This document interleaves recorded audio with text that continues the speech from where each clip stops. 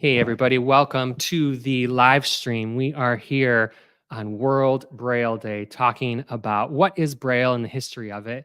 And we've got a special guest joining us today. We are actually doing this live stream over in the Association for the Blind and Visually Impaired offices, talking to Usman Koroma. He is a vision therapist specialist here. It's CVRT, as they like to go by, Certified Vision Rehabilitation Therapist, and he is the employment coordinator at the Association for the Blind and Visually Impaired. Usman, thanks for joining me on the live stream today.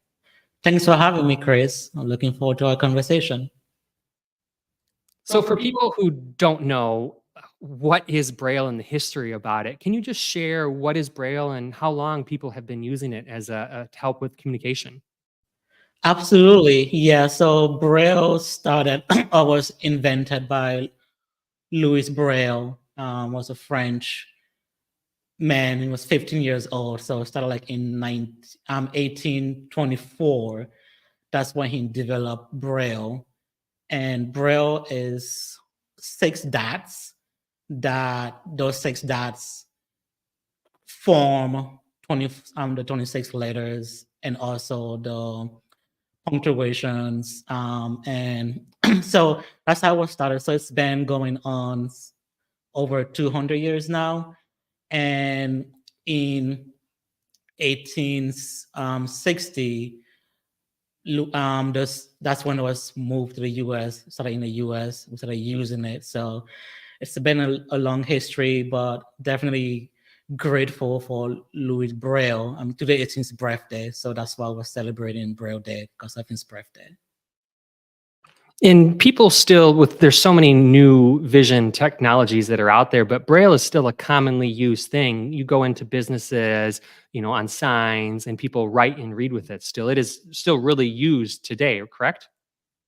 Definitely. It's actually been pushed to be used more in the school system for teachers to teach it more, just because technology has advanced since Braille was first invented. But on a daily basis, I use it on my work every day. Our clients who are completely blind or who have low vision, who can read Braille, use it on a daily basis as well to perform daily tasks, like labeling the kitchen, for example, like the ingredients.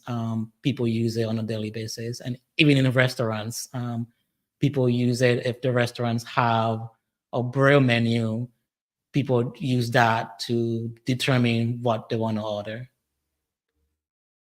Can you tell me a little bit about yourself and in your vision too? I mean, you work at a blind and low vision place, but you also have low vision. Can you tell me a little bit about your background?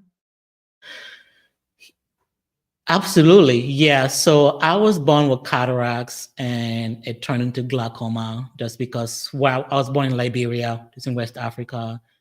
Our medical it's not as advanced as the US. So due to poor medical condition, I lost my vision when I was 14. So I have light perception. That's why I wear my sunglasses all the time, just because light bothers my eyes with no sunglasses.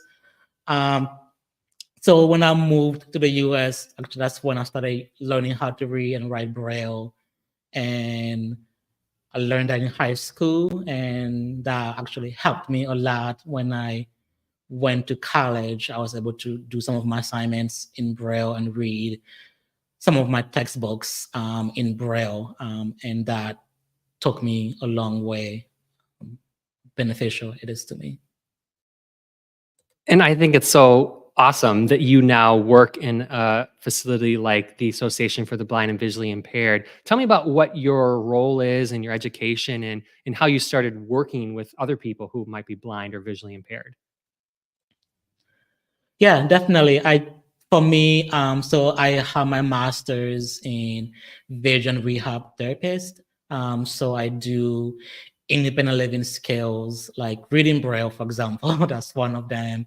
How individuals who are blind or who have low vision can use that technology in a job, or how they can develop the technology skills to be able to find a job and be able to perform that job task. I also um, work with a lot of individuals on like independent living skills. So a partner with our orientation mobility specialists. So work with individuals like to go shopping independently, to cook their own meals, and all those skills are essential because the overall goal at the Association for the Blind is for our clients to be employed and to be a successful employee and then need all of those independent skills. So I and my coworkers, we work with them to gain those skills. And there's a lot of services that you guys offer here, and it is truly blind or visually impaired. So it could be people with just low vision or who are starting to lose their vision. So what are some of those services for someone who they would never say, "Oh, I'm not blind. You might struggle seeing at night or reading certain things." What are some of the things you guys offer in your low vision clinic to help people? Yeah, our low vision clinic. So we do low vision examination to determine what's the best equipment or the best training that will be needed for that person. So, as you indicate, if someone has really good vision in the daytime, but the vision is not that great at night, we have our orientation mobility specialist. That's someone who teaches people who are blind or who have low vision to travel independently in all type of environment. So that person will come in and work with that person who have poor vision at nighttime to just be able to travel better. And we also have, I don't know if you can see on the walls, we have CCTVs, and we provide those to our clients who have low vision. They can use that to be able to read materials effectively. And we have a portable CCTVs as well. It's a handheld CCTV that our low vision clinic as well provide or subscribe to individuals who have low vision. So there are a lot of things that we provide. It's not just blind or low vision as well. We have different services, and even further, if I can add, like if someone who's just started to lose their vision, we have a support group that they can join, and just it's a group that have different people who have different vision journeys, and they just talk about their struggles, things that they troubleshoot with each other. So that is very beneficial for our community as well. And I find that your work with employers has been really educational and beneficial, where you will go and visit businesses who want to try to hire more people who have visual impairments and train them, and they come out to you guys. And you guys have also been kind of going to different places in the community and practicing with low vision. You use these visual stimulators to kind of lower the vision so businesses can see what you guys might experience. Tell me about some of that stuff you guys are doing within the community. Yeah, what our job development program, as I said, we like and always start with our home base, which so we're partnered with Mary Free Bed since 2020. So we first launch with the HR department in Mary Free Bed and with the technology department to just make sure, and we're always educating them. They're always reaching out to us to provide them the tools that they will need in case they hire someone else who is totally blind. They have the tools that they need. So we always start there, and then we have beside Mary Free Bed, we have 10 other employers who are part of our work development program that we work with to make sure they are educated about accessibility and inclusion in the workplace, and make sure they know they can reach connect with us when they hire someone who's blind or who have low vision, and we can work with them so that transition can be smooth and can be beneficial to both parties, the employer and the employee. And every Friday, or most Fridays, me and our orientation mobility specialist, Josh, and our executive director, Tim, we go out to different businesses. It's different each time. And we just, again, educate them about accessibility and inclusion. And we educate them about the services we can provide to them, so their business can be more inclusive for people who are blind or who have low vision. So we started that in November, and it's going great. We have met wonderful businesses, and we have partnered with some of them and provide services for some of them. So looking forward to continue that in this new year. Yeah. I want to come out and check it out and see you guys in action, try out those visual simulators and see what it's like. So businesses, be ready that they might be coming by and stopping by with a little education to you. And so I'm talking here with Osman Koroma. It is World Braille Day. He works for the Association for the Blind and Visually Impaired, and Mary Freebed has started working with them back in 2020. It's really been great collaborating together, having clients from ABVI come to Mary Freebed. They've been participating in some of our wheelchair and adaptive sports. So that's been great to see how that partnership has been growing. And we're talking about Braille, trying to educate and raise awareness about it. So ABVI still works with people and may teach Braille, you have devices for that. How are people that use Braille, how are you working with them today? Yeah, so it's like everything we do is individual based. So if someone come in who wants to learn how to read Braille, I will first do an assessment on them just to see where they are, because there's two level of Braille. There is contracted Braille and uncontracted Braille. So uncontracted Braille is just straight up the 26 letters and punctuations, and then the contracted Braille is learning all of the basic stuff, as well as different shortcut or codes, we call them. So for example, like if I want to do like father, for example, I don't have to spell out father. I can just, there's a dot that represent father, or two dots that represent symbols that represent father. So we teach them that, and we use different devices or tools that they can use in their home once they're done with training. And we have a couple devices we were going to show off here. We got some video that we're showing of someone writing with Braille using kind of the punch paper folding method. But we also have, I'm going to show this here, one of the typewriters. So this is the big heavy duty Perkins Brailler. Can you tell me about this, Usman? Big heavy metal piece right here, and so many less keyboards, less buttons and keys to press on this, right? I see 6 in a space. Yeah, I jokingly call that a pen and paper. Yeah. It's very heavy. I think it's about 6 pounds. But it's very basic. Just put the paper in there, and you can see in the front it have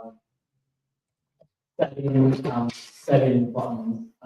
3 on the left, 3 on the right, and then 1 in the middle. The one in the middle is the bar that you use, and then the 3 buttons on the left and on the right, you use those mechanisms to create a letter, a symbol.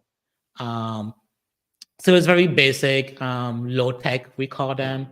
And then we also have the another device. It's called Brilliant Buy. If we can show them that, but it's a smart device. It's pretty much like your laptop in a sense. Yeah, you have one of those, right? Yeah. Mm-hmm. Can you show them that there? I think it's right up on your. There you go. So it's very, again, similar to the Perkins, but it's electronic.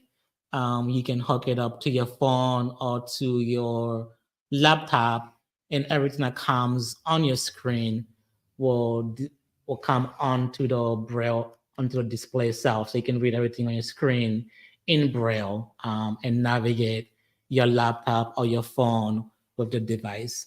It's a combination of a Braille keyboard and a laptop.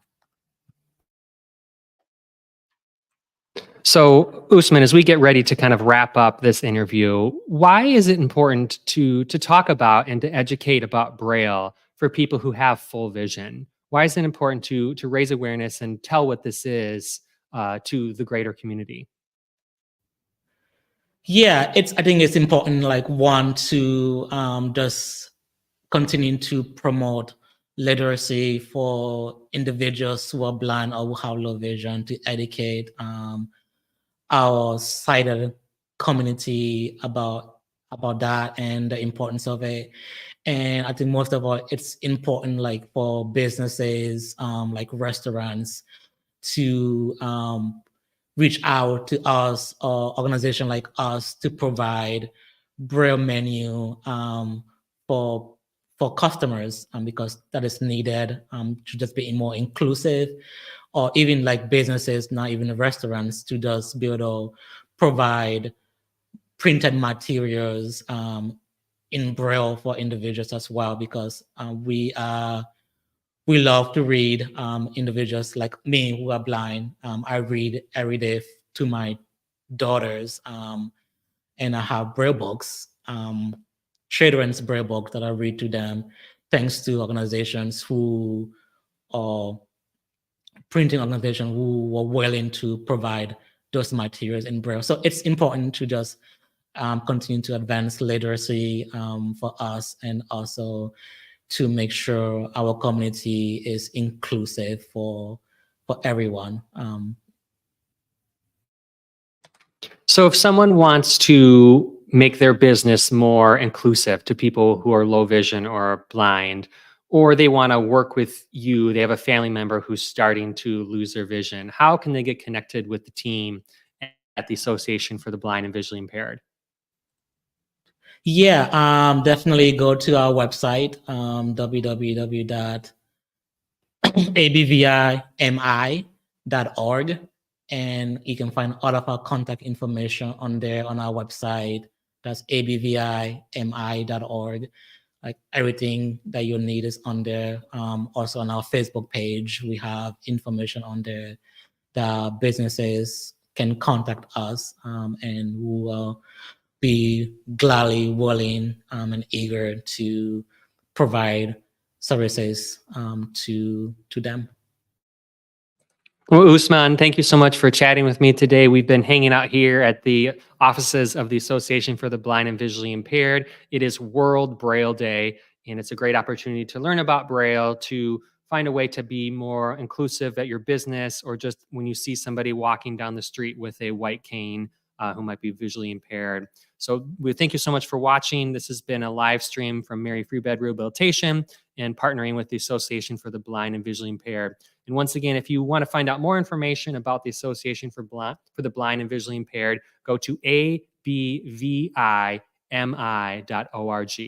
Thank you so much for watching, and stay well.